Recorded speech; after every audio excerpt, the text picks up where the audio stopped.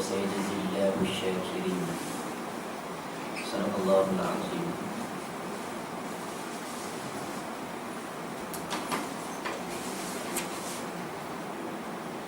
Hormati dikasih Al-Fadhil Imam Musi Ustaz-Ustazah ulama, ibu ayah, hadirin hadirat muslimin dan muslimat yang dirahmati Allah sekalian. Alhamdulillah, syukur kepada Allah Subhanahu wa taala kerana Allah Subhanahu wa taala memilih kita untuk berada dalam majlis zikir. Zikir ini banyak maksud dia, belajar Al-Quran, zikir, duduk dalam majlis ilmu itu zikir, berfikir itu zikir, buat amal soleh itu zikir. Fadhkuruni adhkurkum washkuruni wa la takfurun. Allah kata fadhkuruni adhkurkum, ingatlah aku, nescaya aku akan mengingati kamu. Washkuruni, dan syukurlah kepada aku. Wa la takfurun, janganlah engkau kufur kepada Allah Subhanahu wa taala. Baik, hadirin hadirat dirahmati Allah sekalian, seperti mana kita sambung pada minggu-minggu, pada bulan-bulan lepas, jadi kita tengok lebih kita tengok yang Imam An-Nawawi rahimahullah dalam bab adab. Saya belum kabur dan tak sempat baca Imam An-Nawawi rahimahullah dalam bab adab, dalam kisah berkenaan dengan dalam hadis sahih Muslim, dalam Kitabul Adab, yang mana bab ini diletakkan oleh para ulama, iaitu Imam An-Nawawi. Sahih Muslim ini dikumpul tanpa susunan. Jadi Imam An-Nawawi menyusun, meletakkan bab-bab dengan begitu tertib sekali. Kebanyakan ulama dahulu mereka meriwayatkan dan menyalin simpan. Yang menyusun dan sebahagiannya ulama terkemudian. Sebab itu orang sebut Imam Bukhari ini walaupun terkenal sebagai ulama hadis, tapi Imam Bukhari ini dikenali juga sebagai ulama yang faqih. Faqih ni maksudnya orang yang pandai dalam ilmu fiqh. Dia tahu macam mana nak letak hadis ini dalam bab apa. Contoh dia kata kitabu bab, bab pengharaman minum arak, contoh. Dia ambil hadis yang sesuai, letak dengan bab. Jadi ulama akan tengok pada hadis itu kenapa Imam Bukhari letak nama bab itu. Sebab Imam Bukhari ini bila dia tulis bab, maksudnya dia nak sebutkan hukum hakam. Bila dia tak mau sebut bab, tak mau sebut hukum hakam, dia biarkan. Maka kalau kita nak tengok apa pandangan Imam Bukhari yang sebenar dalam bab itu, biasanya orang akan tengok kepada syarah Sahih Bukhari. Ini biasa. Sebab itulah para ulama bincang kenapa dalam banyak-banyak kitab hadis dimulakan dengan hadis innamal a'malu binniyat. Innamal a'malu binniyat. Sedangkan itu bukan bermaksud hadis pertama. Tetapi banyak ulama, hadis Sahih Bukhari pun masukkan bab innamal a'malu binniyat. Kita mengaji hadis 40. Hadis 40 pun innamal a'malu binniyat. Maka para ulama mementingkan soal permulaan bagi menuntut ilmu. Sebab ada orang menuntut ilmu, banyak hadis. Kalau kita mengaji tentang adab menuntut ilmu, banyak hadis yang menyelar ataupun marah kepada orang yang menuntut ilmu dengan niat yang tidak betul. Ada hadis yang menyebut ada orang menuntut ilmu dalam keadaan untuk berdebat dengan orang-orang yang jahil dan untuk bersama dengan orang-orang yang alim. Dia mengaji itu untuk tujuan dia ada ilmu, dia mampu berdebat dengan orang-orang yang jahil. Dia dapat satu ilmu, dia balik, dia berdebat. Jidal ataupun berdebat ini memang ada dalam agama. Al-Quran memang membenarkan kita berjidal. Jidal ini berdebat, tapi dia bukan sesuatu yang digemari. kalau dia boleh mendatangkan benda yang tak baik. Seperti mana kata Imam Syafi'i rahimahullah. Imam Syafi'i kata, kalau aku berjidal, aku berdebat, dia jarang berdebat. Tapi berdebat di kalangan orang Arab itu perkara biasa. Kalau kita duduk dengan orang Arab, kita bergaduh dekat solat, dekat musim haji, itu biasa. Dia tak puas hati dengan kita ni biasa. Kalau kita sebut, kita mengenai fiqh muqaran, kita semayang contoh. Kita semayang, duduk dekat tanah suci Mekah. Allahu Akbar. Dalam mazhab Syafi'i, apabila dalam bab rukun qauli ni kena baca, kena cakap, kena baca. Baca bermaksud baca lah. Dia tak sama dengan niat. Jadi baca ini, Nabi tak sebut baca macam mana, Nabi tak tunjuk baca macam mana, cuma baca. Antaranya ada 5 rukun qauli. Allahu Akbar, takbiratul ihram. Nombor 2, baca Al-Fatihah. Yang berikutnya, baca tahiyatul mubarakatus salawatul thayyibatul ilah. Yang berikutnya, selawat ke atas Nabi waktu tahiyat akhir. Dan yang terakhir adalah salam. Jadi keempat, kelima-lima ini para ulama menyatakan bahawa perlu, dalam mazhab Syafi'i mengatakan bahawa perlu disebut dengan begitu teliti. Baca kalau ada tajwid dengan tajwidnya. Kalau dalam bahasa Arab yang bukan ayat Quran, sebagai contoh At-Tahiyyah, tak perlu dengan tajwid, tetapi baca dengan difahami bahasa Arab. Tetapi benda lain tak perlu tajwid, benda lain tak perlu tajwid. Sebab itu kalau kita nak tajwid ni, azan dah lama dah kita salah tajwid. Bahasa Arab, dia difahami bahasa Arab, settle. Kita baca Allahu Akbar kabira walhamdulillahi katsira subhanallahi bukratan wa asila wajhat wajhi lillazi fatara sam'ani fa musliman wa man lam yushrik. Kita baca difahami bahasa Arab, settle. Quran tajwid. Jadi bila kita baca, bila imam tu khatib baca khutbah, bila dia baca khutbah, dia kata alhamdulillah nahmaduhu wa nasta'inuhu wa nastahdihi wa nastaghfiruhu wa na'udzu billahi min shururi anfusina. Tak ada tajwid, tak ada masalah. Tapi bila dalam khutbah, dia ada rukun khutbah. Salah satu rukun khutbah ialah kena baca Quran, kan?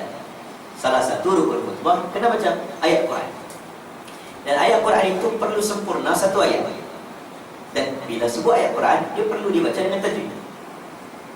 Jadi kalau dalam khutbah, mazhab Syafi'i ditetapkan khutbah pertama ada ayat Quran, khutbah kedua pun kena ada ayat Quran.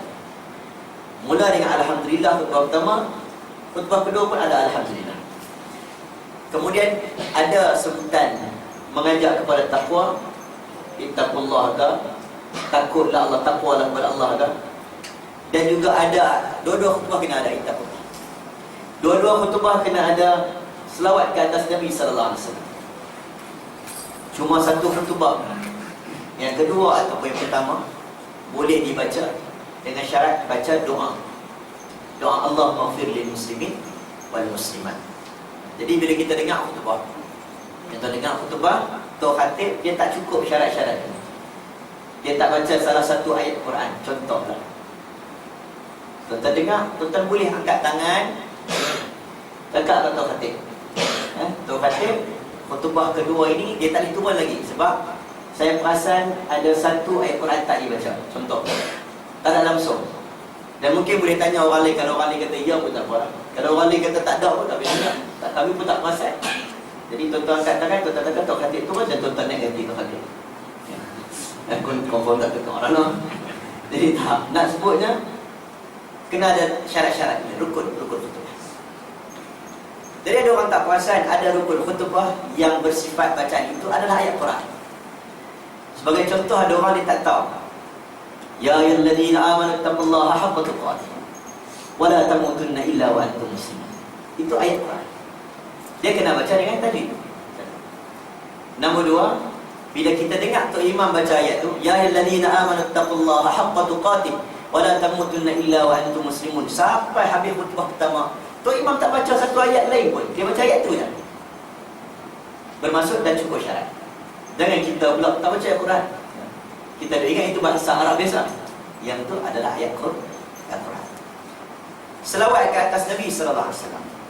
Selawat ni dia ada dua, selawat dan salam. Bila kata selawat dan salam, dia hanya perlu dua. Dia kata selawat dan salam. Selawat perlu ada sad dan lam. Salam.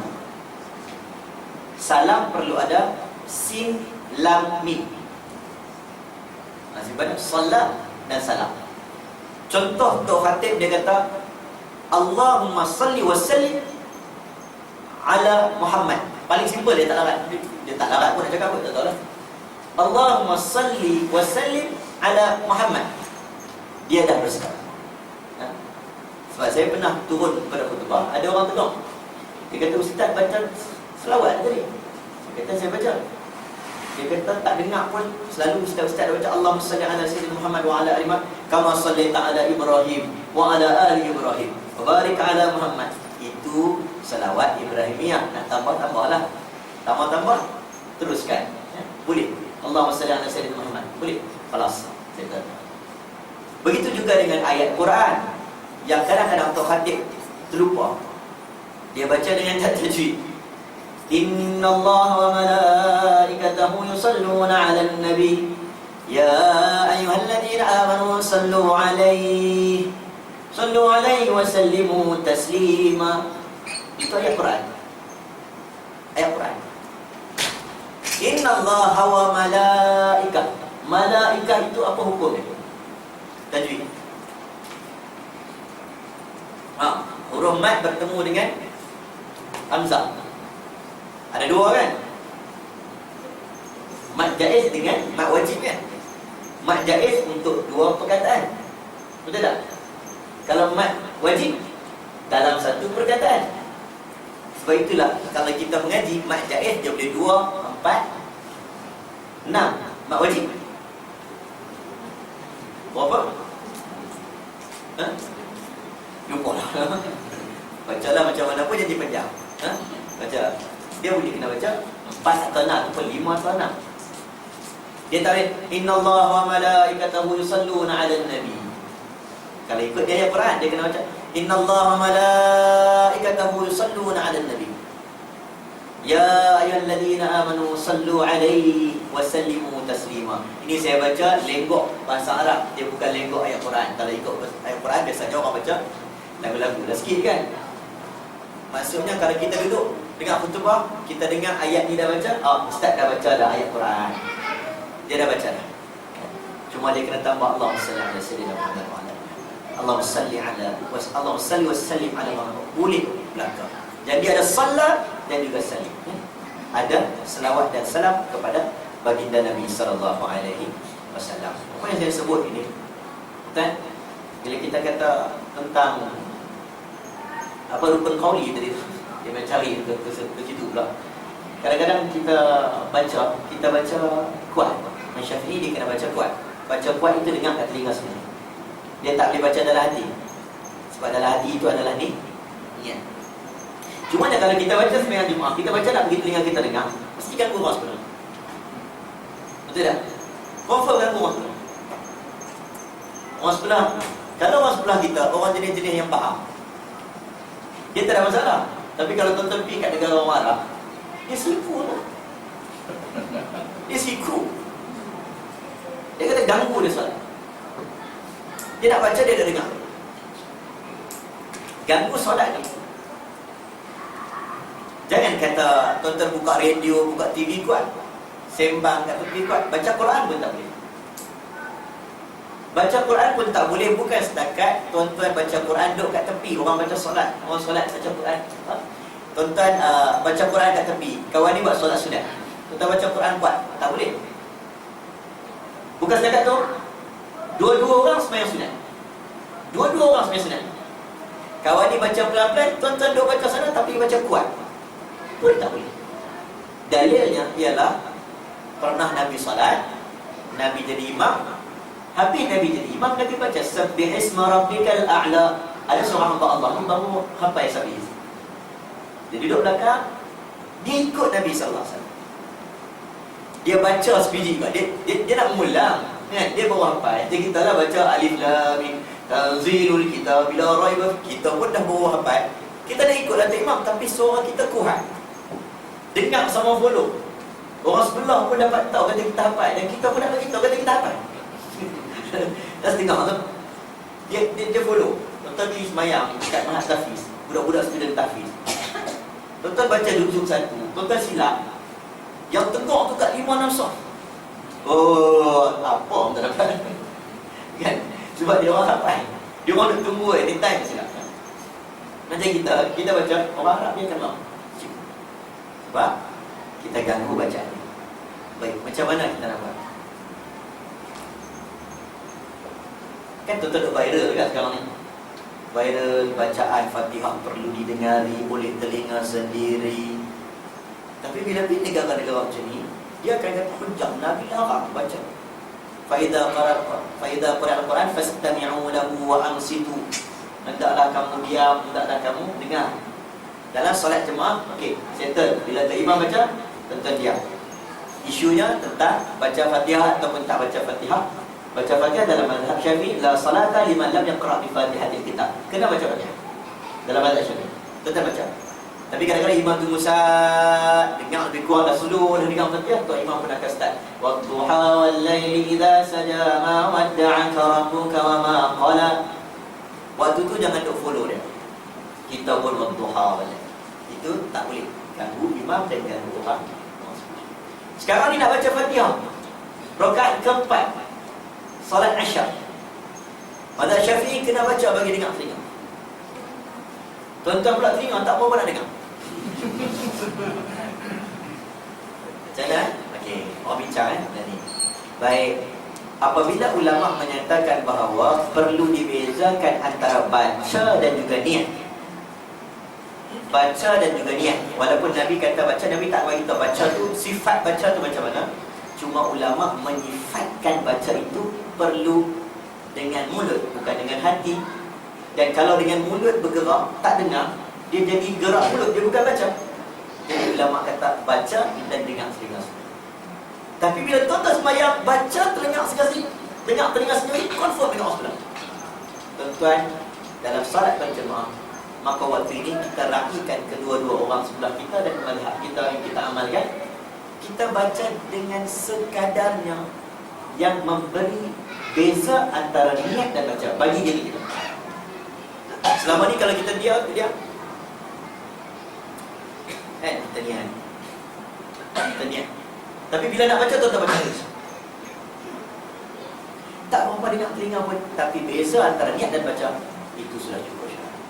Asalkan ada benda yang lebih besar yang tuan-tuan kena lindung, kena elak, iaitu mengganggu solat orang. Itu lebih besar. Sebab itu tuan-tuan kalau duduk orang Arab, dia siku kita cakap dengan dia. Kami mengaji fiqh Al-Quran. Kena hormat mazhab. Dia tak kira hormat tak hormat. Dia kira dia kan Arab. Tapi dia berjidal. Dia berdebat, itu biasa orang Arab. Dalam Masjid Nabawi kalau kita berdebat dengan dia, biasa. Kita orang Melayu pula, dia orang Arab, lagilah dia tak mau dengar kita. Lagi tak mau dengar. Saya tanya Mufti Penang, Syekh Dr. Wan Salim, dia kata saya kena siku itu macam-macam ni. Dia macam-macam kena siku. Dia kata aku mengaji kat Azhar, dia Bukhara. Dia kata tak kira lah Azhar ke apa. Ada orang main kata ni mufti dekat Malaysia. Kawan dia kata mufti tak mufti, dia Arab je lain. Dia tengok orang kita ni macam tak berapa sangat lah. Sebab agama orang Arab ni memang style gitu. Jidal di kalangan mereka itu biasa. Tetapi hati mereka ini dia tak macam kita. Kita tak gaduh, tapi bergaduh sampai diam. Kan? Tak bergaduh mulut, tapi bergaduh sampai diam. Tak tarik muka. Makan hari, makan tahun, makan 7 keturunan. Dia bergaduh on time. Tapi lepas tu sallu ala Nabi. Ini orang yang susah untuk berdengar. Tapi kalau dia hasad, dia dengki betul-betul, dia akan buat betul-betul. Dan dia orang pun ada sihir-sihir dia pula. Marah ni pun ada sihir. Baik, maksudnya kita ada adab kita ada akhlak. Akhlak kita, orang kita ni, dia buat jidal ni, dia kurang sikit. Bertekak, nak lawan, malas cakap, malas ambil tahu, malas balik kampung. Siapa? Kalau bukan balik, tekam. Sebab tak pergi mesyarakat, aku malas, hari aku masuk, ada dia kena, dia. Dia tahu kita jadi malas gitu. Nah, sedangkan ada benda yang dibenarkan dalam dalam jidal dan ada benda yang tak dibenarkan dalam jidal berdebat. Kata Imam Syafi'i, kalau aku berdebat, aku mahu supaya lahir kebenaran daripada pihak lawanku, dan aku akan mendapat kebenaran yang selama ini aku tak tahu daripada pihak musuh. Maksudnya bila dia berlawan, dia tak mau lawan, tapi bila berlawan, kawan tu pula hujah. Oh, baru dia dapat ilmu baru. Dan kalau dia tak berdebat, dia tak dapat, tak nampak ilmu yang baru. Baik, tuan-tuan, kita masuk bab yang kali ni pendek aja. Saya bagi panjang sebelum kalimah tadi. Ada bertayamum. Ada bertayamum. Baik. Bila kata adab, kita macam biasalah, kita tidak mengaji persoalan hukum, kita mengaji adab. Tapi Imam Ghazali bila disebut secara general, dia tidak mendatangkan hujah dari sudut sunnah, Quran dan sunnah, tapi yang cakap itu adalah Imam Ghazali, maka dia akan cakap adab berdasarkan hukum Quran dan sunnah. Tuan-tuan, ada beza bila kita quote kata-kata tokoh dengan kita quote kata orang biasa, tak sama. Terbuat tesis PhD tu tersebut kata-kata al-Imam, contohlah kata-kata Imam Syafi'i berkata. Ini pandangan dia menurut pengalaman aku. Macam saya sebut tadi, kata-kata Imam Syafi'i, aku kalau berdebat, aku mahu kebenaran lahir daripada lidah, supaya aku dapat kebenaran daripada benda yang aku tidak ketahui. Ini kata-kata Imam Syafi'i, tuan-tuan. Kalau kita kata kata-kata ini daripada pakcik mana-mana kan, dia tak berapa jadi emas, dia tak berapa, dia jadi takat perak lah, takat timah itu, dia tak jadi emas.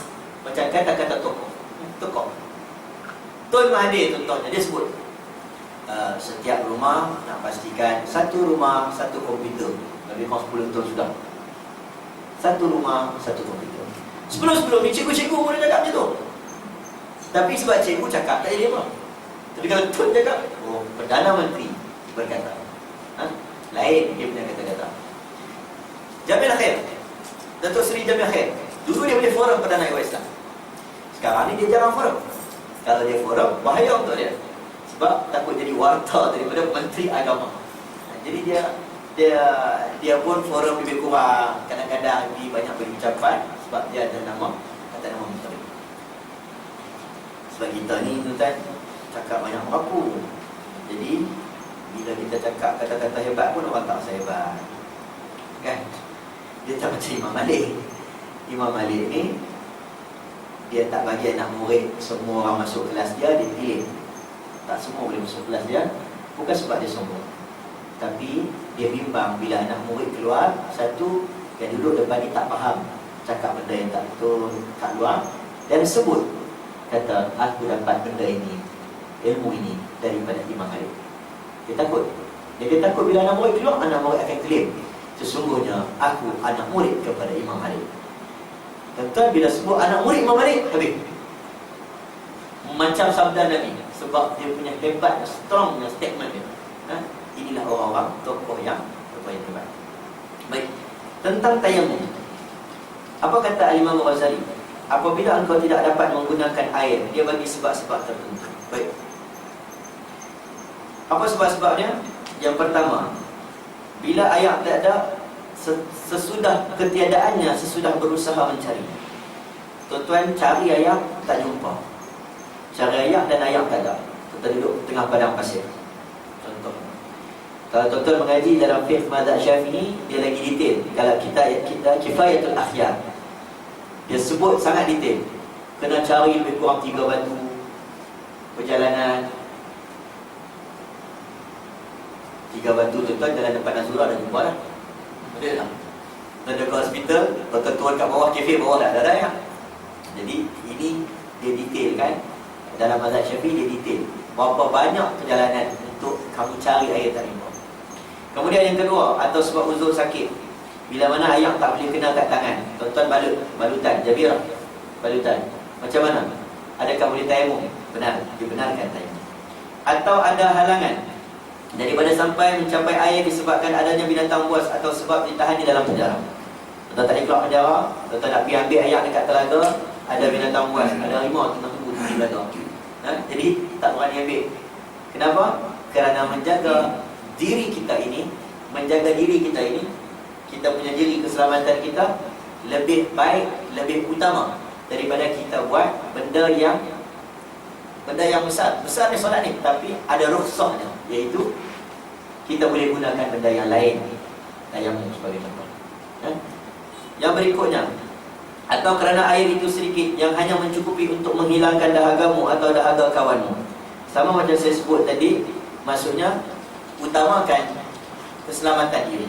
Kita minum dulu lebih utama daripada kita ambil wudu. Tuan-tuan nak tayamum boleh, tak ada air boleh tayamum, betul tak?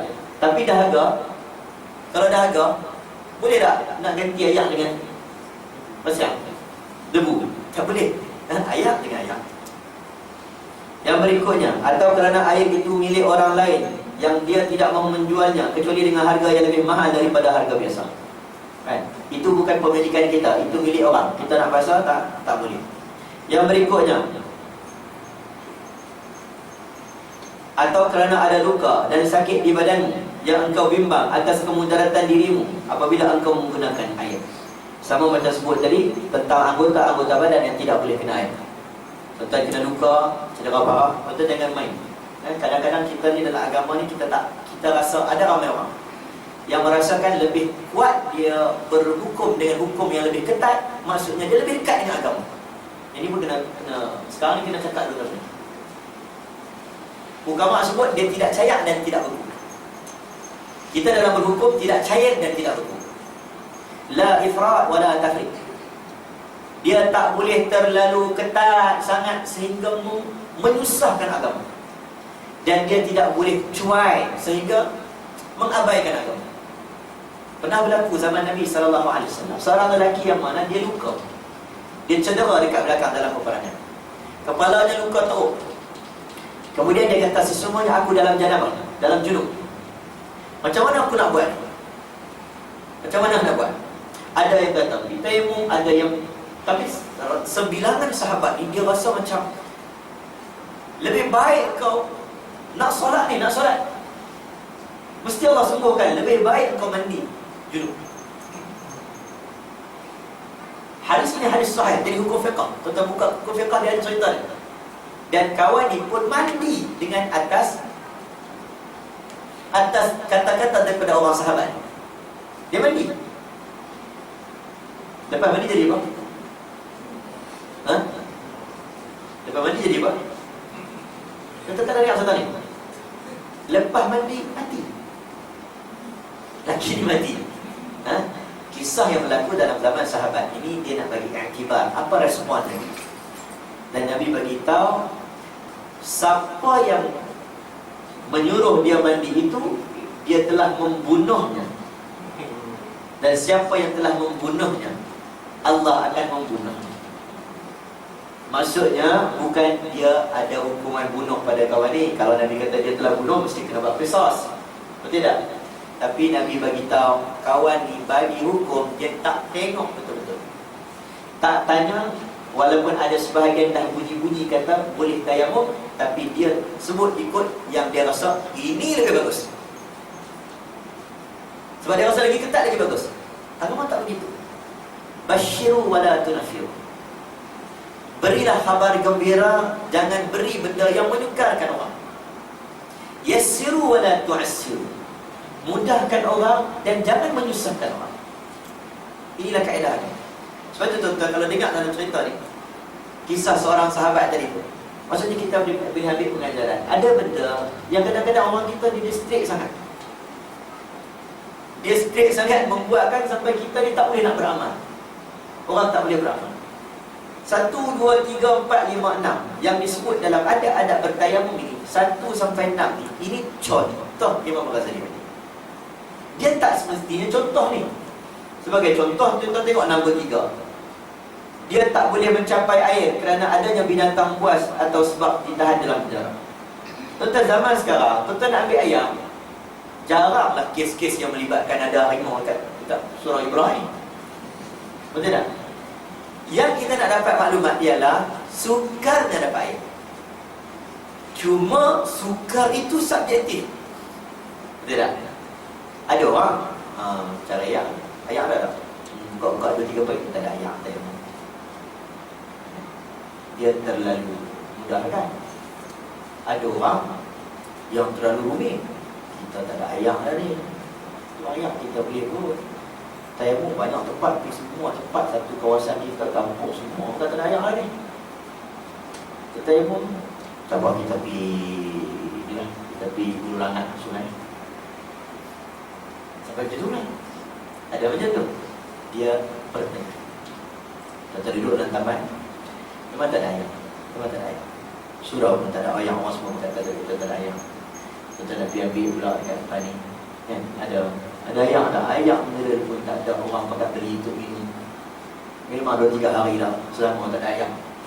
Orang pakai beli untuk minum. Tuan-tuan lebih melihat masyarakat untuk minum itu lebih besar dalam kawasan ni. Tuan nak keluar pun, tuan tak nak masa dengan waktu pun nak habis solat. Tuan boleh tak tayamum?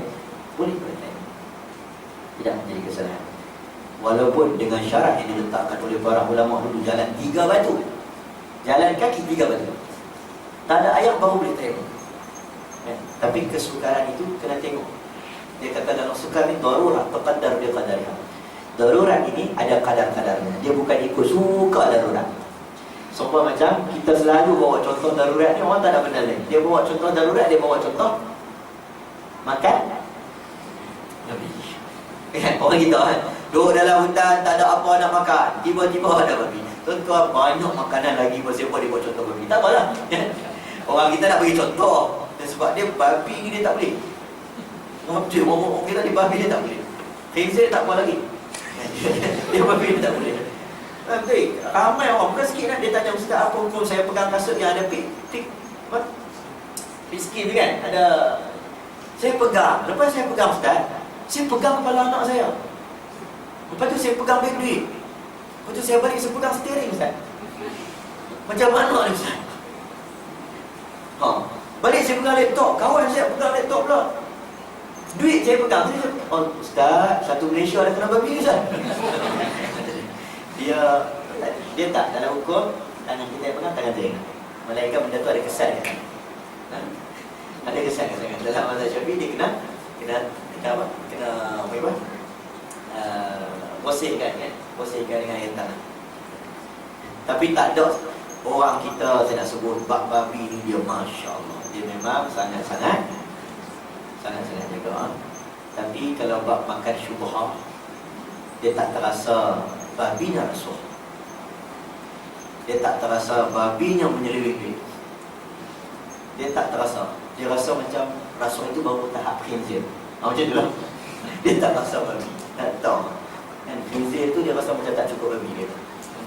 Dia tak. Benda tu Allah. Lebih kita takut. Ada banyak benda lebih kita takut.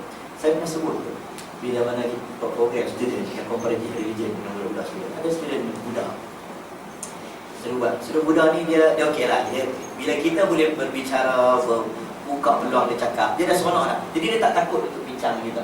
Dia kata, ustaz saya nak, ini pandangan saya lah. Bila kita sebut ustaz, bila kita sebut tentang Kristian, kita nampak macam love zone, satu zone kecintaan. Sebab kami selalu menyebut, dia budak kita, Kristian selalu menyebut Jesus love you, love. Bila kita duduk dengan budak, kita akan nampak macam harmony zone. Ini pandangan dia. Dia tak condemn, tapi dia nampak macam tu. Harmony zone.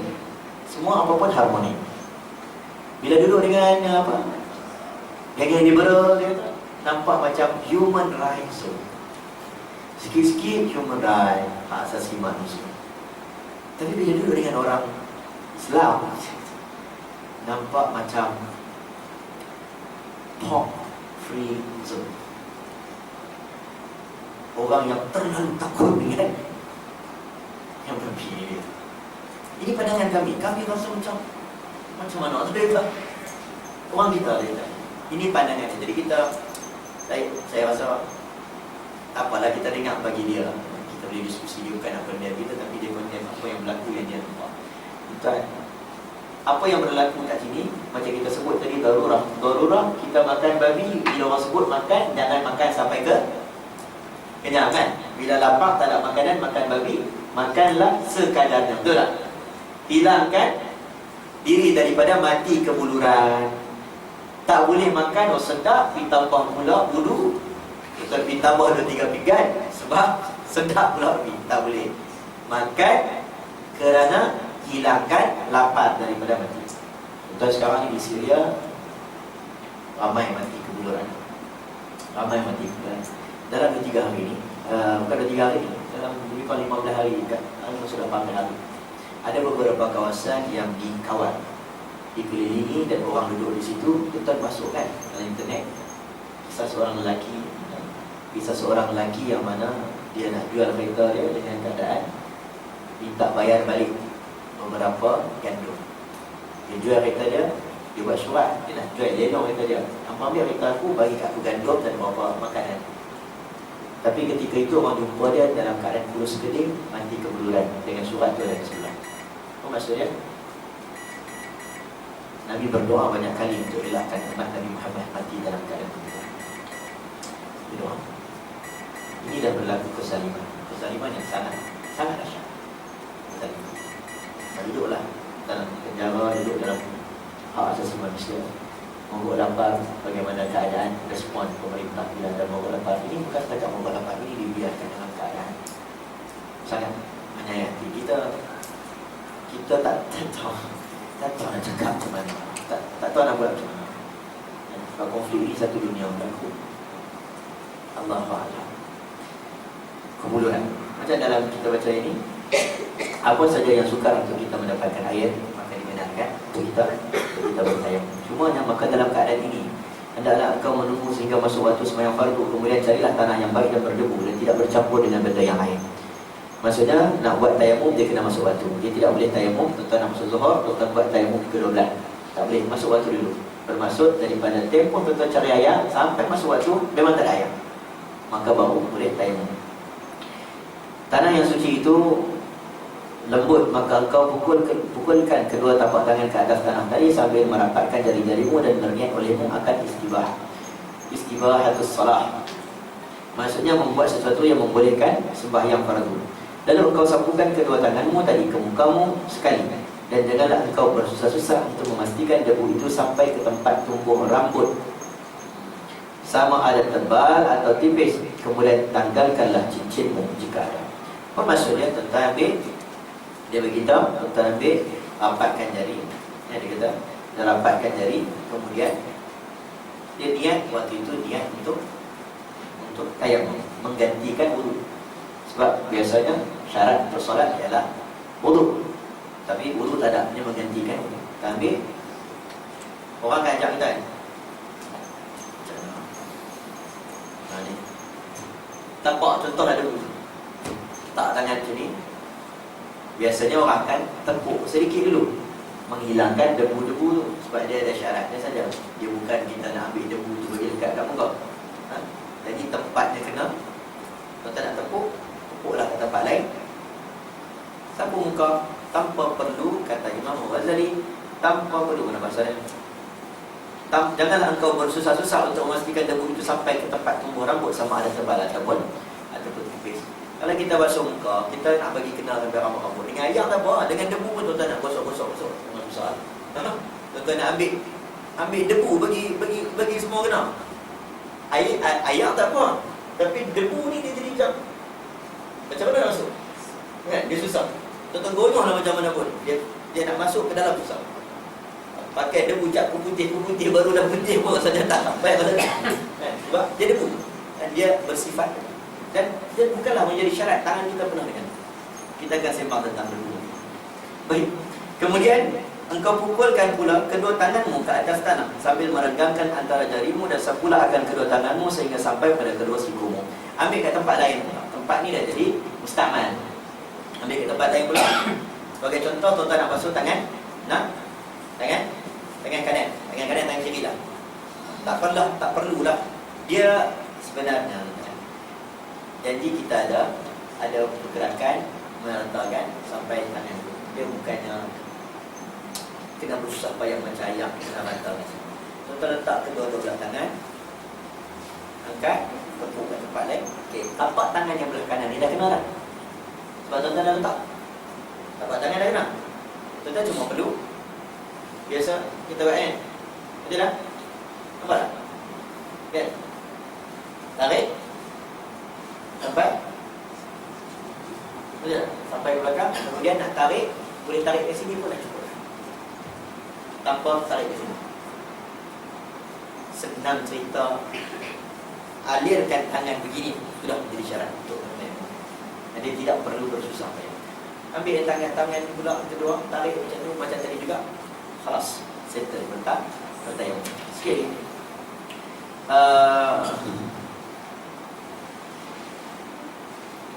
Jikalau kedua pukulan ini masih belum mencukupi, maka pukulkan pula tanganmu ke atas tanah sehingga kau dapat menyapu tanganmu dengan sempurna. Kemudian sapukanlah satu tapak tangan dengan tapak tangan yang lain dan serangkan jari-jari tanganmu untuk menyapu celah-celah jarimu. Okay, macam yang tadi dia bagi dengan adab-adab sekali lah. Dia suruh kita celah-celah jari tadi. Tapi saya sebut tadi tidak menjadi syarat. Dan sembahyanglah engkau dengan sekali tayamum ini akan sekali sembahyang yang fardu dan beberapa sahaja yang engkau sukai daripada sembahyang sunat. Dan apabila engkau berkehendak pula membuat sembahyang fardu yang lain, maka perbuatkanlah olehmu tayamum yang baru. Maksudnya zuhur satu tayamum, asar satu tayamum. Tapi kalau zuhur kita nak buat sembahyang fardu zuhur, kita nak buat ba'diyah zuhur, silakan. Okey, satu fardu sahaja. Sunat tidak menjadi kesalahan, tak perlu ulang. Tapi untuk fardu yang berikutnya perlu dengan tayamum yang baru. Baik, nak cerita mendaling, saya tahu ada banyak persoalan. Saya kupas benda ni dalam contoh pergi hospital, dia nampak muka kita ada cerita. Kita cerita tu Jakim buat. Ada benda yang sebenarnya saya pun tak mahu nak. Saya bincang dengan pihak Jakim tentang benda ni. Saya takut ajak benda yang benda ni ada keluasan dia. Darurah ni ada keluasan dia. Saya takut bila buat macam ni orang tak sembahyang tu. Ada benda yang kita bincang lah. Takut buat cerita pun orang tak sembahyang tu. Antaranya debu tayamum yang dipilih. Antaranya debu tayamum yang dalam tu dia suruhlah kita perlu nak salat, perlu minta kepada attendant hospital. Debu tayamum. Hospital ada benda ni? Ada. Semua hospital ada. Betul, ada hospital ni? Ada. Semua hospital ada. Dia tanya attendant waktu kita buat demonstrasi hospital juga. Hospital Putrajaya. Serdang Putrajaya. Lama orang berlakon ni. Berlakon memang. Dia kata ada ketikanya kalau hospital tu tak ramai orang boleh layan kan? Ada ketikanya orang tak nak layan. Ada ketikanya satu bahagian-bahagian bilik hospital dia tak benarkan benda itu tersebar. Orang tersebar dalam hospital. Macam mana? Saya kata kat dia, kalau boleh kita buat dalam keadaan tidak ada tayamum, tidak ada debu tayamum yang kita kena pergi beli. Dia kata tak cukup syarat. Apa maksud tak cukup syarat? Sebab dia perlu debu tanah. Tuan-tuan pernah dengar tak orang pergi tepuk dekat tembok? Tembok. Pernah dengar tak? Pernah buat tak? Pernah buat tak? Okey. Kalau tak ada debu tembok, tuan-tuan buat apa? Duduk dalam hospital. Tuan-tuan minta, dia kata dia pun nak layan hospital Kajang ni tau. Dia kata, tahu tak Kajang ni? Ramai orang. Dia kata. Pakcik semayang masih jari jalan pun. Dia pula nak pergi bangun ayam masalah macam ni. Ada kaul yang tak kuat dalam mazhab Syafi'i. Saya tak mau pergi mazhab lain. Mazhab lain macam-macam tempat dia boleh. Kaul dalam mazhab Syafi'i yang agak tak kuat. Tapi bila dalam keadaan begini, kita boleh guna kaul ni dalam mazhab Syafi'i. Mengambil apa saja benda yang berhubung dengan tanah. Contoh dinding tembok bangunan. Jadi dia boleh pergi ambil tepung tembok bangunan dan bertayamum, menganggap itu adalah debu tayamum. Tuan-tuan nak cari debu tayamum yang betul-betul yang kedai buat, tuan-tuan, tak semua tempat ada. Tak semua hospital benarkan. Tak semua. Itu satu. Nombor dua, kalau tak ada, Ustaz, saya tak mau, saya nak pergi pegang kaul yang kata hanya debu tanah. Yang tu bukan debu, itu debu-debu biasa. Apa dia nak buat? Biasanya isu ni berlaku dalam kapal terbang sebagai contoh. Betul tak? Kapal terbang tak ada ayam. Ada ayam? Ada. Ada yang ada. Ada ayam nak cari 3 batu keluar pada kapal terbang, untuk cari sendirilah. Dalam kapal terbang ada yang ada. Tapi pramugari tak bagi ambil wuduk. Dan ketua-ketua haji pun akan sebut tak bagi ambil wuduk dalam rantok panjang. Kalau ayak banyak, bahaya untuk kapal, betul tak? Nanti ayak bertakung dalam kapal, bahaya untuk kapal jatuh apa? Habis semayang kat mana tak tahu. Semayang jenazah kan? Jadi macam mana? Jadi pramugari tak benar kan? Satu cara ialah ajar orang cara ambil wuduk dalam kapal terbang. Bila tak ajar masyarakat cara ambil air wuduk dalam kapal terbang, sebab itulah pramugara tak bagi kita ambil ayak semayang dalam kapal terbang.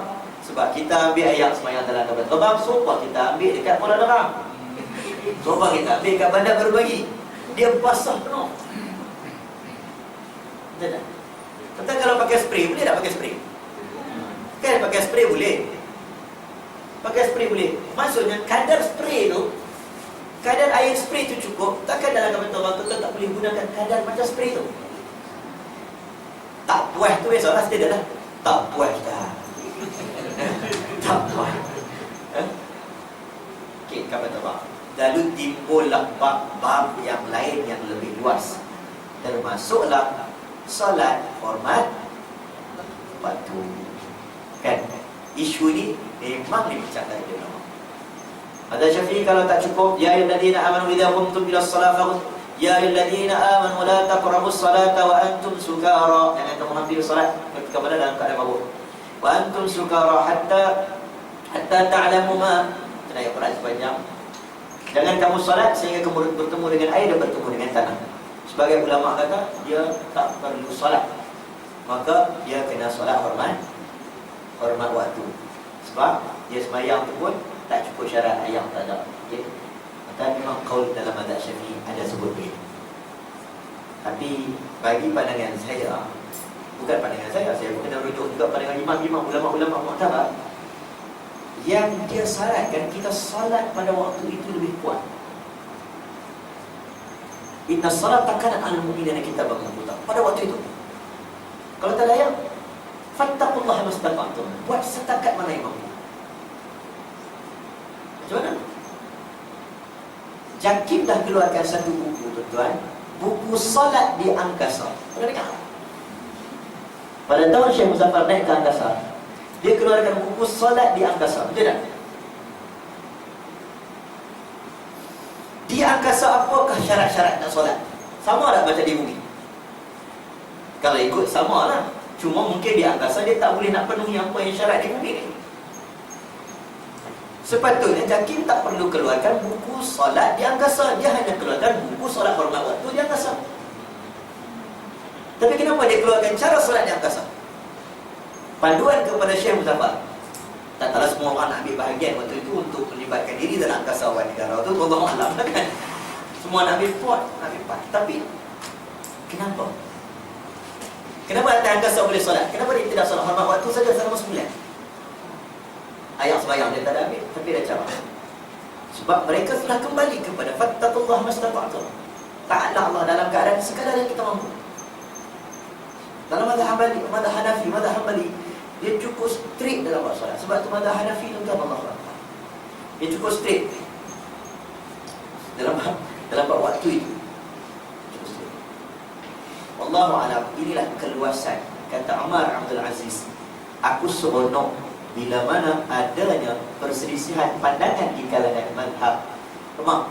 Perselisihan pandangan di kalangan sahabat-sahabat. Sahabat Sa'ad kata macam ni, sahabat Sa'ad kata macam ni.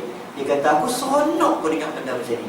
Membuatkan aku mendapat rahmat dengan rukhsah, ada keringanan dan keringanan. Sebab apa?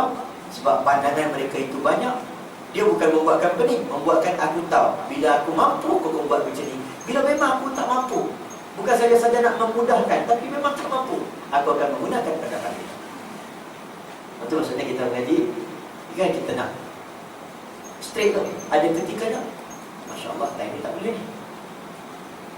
Time ni memang tak boleh nak pakai. Kita kena ambil pandangan ni. Jadi kita ada rukhsah dalam ruang lingkup yang dia menyampaikan tentang dulu. Saya tahu juga sebab ada budak pakai jabirah. Budak tu dia accident, rempit, dia tak semayang. Rempit-rempit dia insaf. Lepas rempit dia accident, dia insaf, kaki patah. Nangis tepuk kat mak dia, mak, selama ni dia tak semayang. Dia insaf. Tak apa nak semayang, mama tak ambil lah untuk dia ambil untuk lah. Kata macam mana nak duduk dalam keadaan jabirah balut ni, kaki kena semen ni.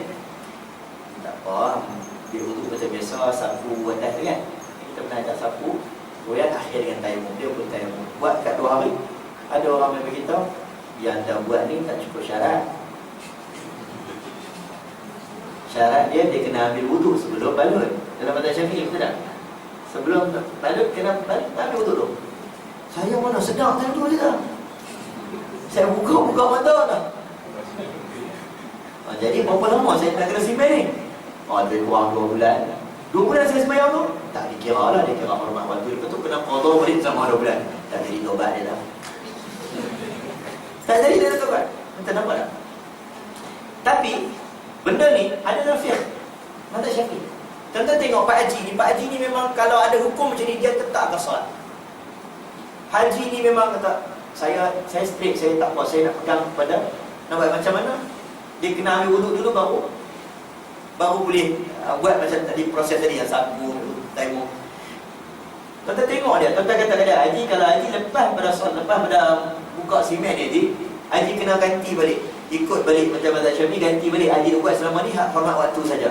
Haji kita tak apa, Ustaz, saya pun duduk rumah tak buat apa, saya boleh buat. Tuan-tuan silakan guna dalam mazhab. Tapi ada ketika jawapan kepada orang-orang yang macam mak rempit tadi tu, Ustaz perlu memberikan sesuatu yang dia rasa basyiru wala tunaffiru. Dia rasa Allah mudahnya agama ini, dekat kepada aku yang baru nak kenal. Inilah dikatakan kita nak interaksi dengan darurat. Tayamum ini adalah isu-isu darurat. Allah alam. Bismillah. Saya sambung pula. Ada soalan? Saya buat soalan.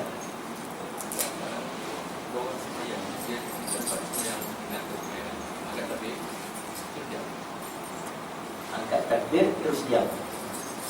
Dia itu rukuk. Oh.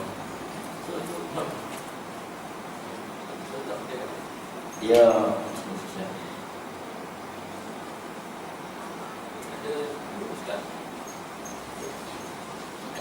macam ni lah. Dia yang suruh baca tadi adalah baca Syah. Macam ni nak baca dan tidak. Kalau lain baca itu adalah baca macam lalu dia suka rasakan dia nama. Dia tak ada perbezaan antara baca dengan niat macam mana. Dia tidak terlalu macam ini, dia teliti, ikhtiar. Sebab itu kalau kita mengaji dalam bab ibadah, mazhab Syafi'i adalah mazhab yang terlalu teliti dalam bab, sebab gerak 3 kali kan. Mazhab Bali tengok dalam masjid, tengok video bergerak macam-macam ni kan. Pegang anak lari ke sana, dia sembahyang sambung balik kan. Tadi yang mazhab Syafi'i dia teliti. Dia yang bagi guide 3 kali. Dia yang bagi guide baca kena gerak mulut kena dengar kat telinga. Dia ikhtiar. Dia terlalu berjaga-jaga dalam bab ibadah. Tapi dalam bab muamalat, orang yang paling tolerate, orang yang paling lenient, yang paling lembut ialah mazhab Syafi'i. Tetapi sebab itu dulu Malaysia antara negara yang tak diiktiraf tentang kewangan Islam dia. Tuan-tuan baik dia namanya Al-Adil, BBA. Tuan-tuan kan buat program tapi beli rumah dengan harga macam ni. Tuan-tuan tak beli dekat owner rumah, tuan-tuan pergi buat pinjaman dekat bank, dia tak nama pinjaman, dia tukar pula pembiayaan kan. Bank yang beli dengan harga berapa, bank dia beli dengan kita. Padahal tuan-tuan tahu betul ni ada berlaku transaksi antara bank dengan developer. Kalau ikut dalam mazhab lain, oh ini namanya perancangan ni. untuk hial, untuk memudahkan menghalalkan sesuatu yang haram, iaitu riba. Mazhab Syafi'i boleh lah. Mazhab Syafi'i boleh. Helah ini dalam mazhab Syafi'i boleh. Apa saya nak sebut? Dalam bab muamalah, mazhab Syafi'i ini agak lembut sikit. Tapi dalam bab ibadah, saya sebut tadi, dia kena dengar, kena bergerak mulut, kena dengar kat telinga sendiri. Dia explain apa itu baca. Ada ni? Yang penting baca Fatihah, buat rukun-rukun tu, khalas. Settle. Tu dia orang sebenarnya cepat. Tapi kalau orang tanya pasal sebenarnya cepat, saya jawab kan, pasal sebenarnya cepat. Kami Islam sampai lebih awal daripada kamu. Itu apa masalahnya? Maksudnya saya cepat sebab saya lebih expert daripada kamu. Itu cepat. Dan dia bukan dia yang berapa bulan-bulan tu dah harap dia melawak. Cepat. Allah Allah. Boleh? Yang penting kita solat sampai maksud solat, iaitu dalam solat, bawa keluar solat, membawa jiwa khusyuk di luar solat, membawa jiwa tawaduk di luar solat, membawa jiwa hamba kepada Allah di luar solat. Kadang-kadang ada orang sujud lama dengan Tuhan, tetapi di luar dia tidak ada sifat kehambaan, di luar ada sifat kesombongan, di luar ada sifat merendahkan masyarakat, merendahkan orang lain. Dia tidak bawa roh solat di luar solat. Orang tak terasa, itulah hebatnya, seronoknya bergaul dengan orang solat. Orang tak terasa. Ada orang dia rasa, kenapa ni? Sembahyang macam tapi dia macam ni. Atau pernah dengar selalu orang komplain kenapa dia solat ni, dia habis sembahyang Ustaz, tapi dia selalu bersalah. Dia mulut dia Allah Ustaz, ada komplain. Sebab bila dalam solat, kita keluar, kita tak bawa jiwa solat. Bila tak bawa jiwa solat, fitnah kepada orang yang solat. Semoga kita keluar daripada tempat solat dan orang rasa seronok. Dia orang sembahyang ni, duduk dengan dia lain, dia tak ambil duit kita, dia tak tipu kita, dia kena bagus, dia kena jaga kehormatan kita. Supaya orang tahu, dia dengan Allah pun dia tak bohong. Ini dengan Allah bohong dan sembahyang, nampak pula dengan masyarakat. Semoga kita jadi orang yang solat. Allah Alam, minggu depan kita lepas bab tayamum ni, kita dapat apa tadi? Tayamum dah habis dah. Satu bab kita sambung orang ada pergi ke masjid ya. Boleh tak lari pergi ke masjid? Lari boleh tak?